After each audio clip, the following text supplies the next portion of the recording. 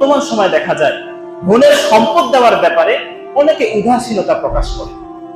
আপনি যত ইবাদত করেন, যত আমল করেন, যা কিছু করেন, কিন্তু পরের হক যদি আপনি খান, তাহলে আল্লাহ রাব্বুল আলামিনের সামনে এটার জবাবদিহি করতে হবে। এটার জন্য আমরা সবাই আমাদের বোন, আমাদের ফুফু যারা আমাদের কাছ থেকে সম্পদ পায়, তাদের সম্পদটা সুন্দরভাবে বুঝিয়ে দিয়ে দিতে হবে।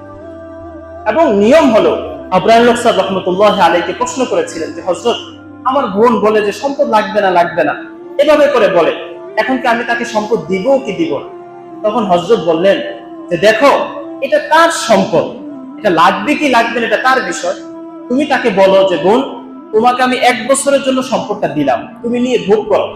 1 বছর পরে যদি এই সম্পদ তোমার কাজে না লাগে, তাহলে তুমি আবার ফিরিয়ে দিও। কোনো মানুষকে একটা সম্পদ নেওয়ার পর 1 বছর ব্যবহার করার পর আবার ফিরিয়ে দিবে?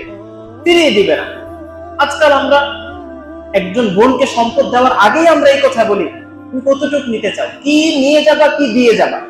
এই কি দিয়ে যাবে প্রশ্নটা কেন আসবে?